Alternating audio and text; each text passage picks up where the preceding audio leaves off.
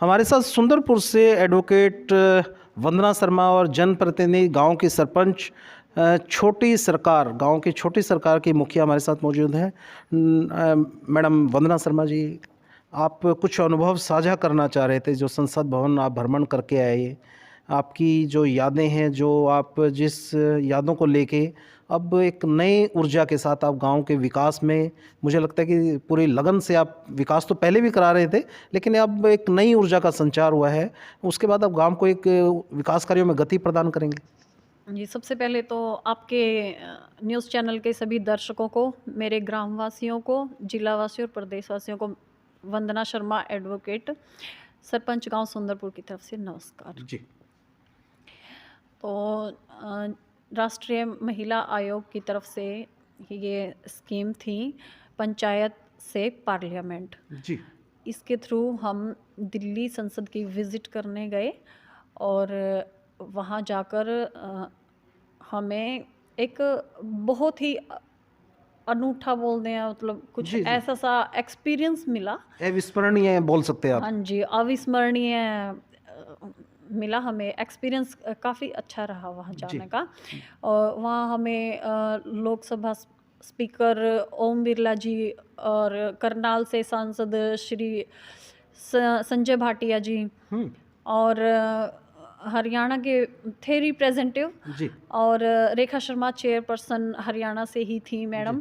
जी। तो उनकी स्पीच सुनने को मिली जी। और बहुत सारे सजेशन उन्होंने गांव को विकसित करने के लिए हमें दिए।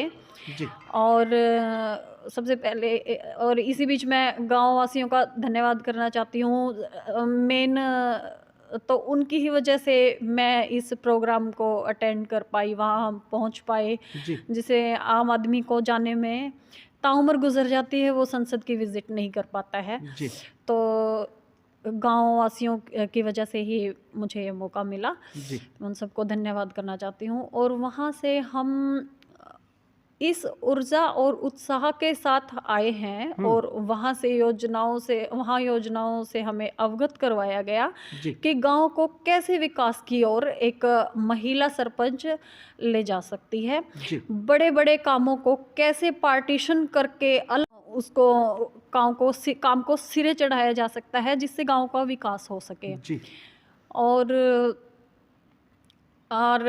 वहाँ से ये सीख के आए कि हम, मतलब इतना उत्साह है अभी हमारे अंदर के हम आगे अपने गांव को, ज़िले को और हरियाणा को हम बहुत अच्छे से रिप्रेजेंट करेंगे। हम आगे अगर हमें ऐसे कोई मौके मिलेंगे या कोई पद या ओहदा मिले या आगे हमें ग्रो अप करे हमारा करियर, जी। तो हम बहुत अच्छे से अपने जिला को और प्रदेश को और गांव को रिप्रेजेंट करना चाहेंगे। बहन जी, मैं आपकी बातों से समझ पाया। आपने कहा कि ग्रो करेंगे। निश्चित तौर पर आपके अंदर वहाँ संसद भवन जाने के बाद कुछ इच्छा ऐसी जागृत हुई कि गांव की छोटी सरकार में तो आप मुखिया बन गए। अब आपने अपना लक्ष्य को थोड़ा, उसका लेवल आपने बढ़ा दिया, आपने अपने लिए निर्धारित कर लिया, जितना मैं समझ पाया, कि आने वाले कभी ना कभी इतना काम आप गांव में विकास करेंगे कि कभी ना कभी आप लोकसभा इलेक्शन लड़ेंगे और संसद भवन में आप बतौर सांसद रिप्रेजेंट करेंगे हरियाणा प्रदेश को। जी, पद या ओहदा हो या ना हो ये ज़रूरी नहीं है। हम अगले आने वाले कल के लिए कोई कमिटमेंट कर भी नहीं सकते जब तक हमें नहीं, हम भविष्य के गर्भ में है वो चीज़ें। लेकिन लक्ष्य तो हर व्यक्ति निर्धारित कर लेता है अपनी योजनाओं के लिए। मिलना ना मिलना तो वो एक भाग्य की और अपने वो परिश्रम की बात है। हाँ जी, जी, वो नियति में जो लिखा है वो तो वही होगा। अभी हम उसके बारे में कमिटमेंट नहीं कर पाएँगे। लेकिन अपने अंदर विश्वास है, जिस विश्वास के साथ हम यहाँ बोल पा रहे हैं कि हम अपने गाँव को, ज़िले को और प्रदेश को बहुत अच्छे से रिप्रेजेंट करना चाहूँगी, ताकि हमारे ऊपर सबको गर्व हो महसूस। जी।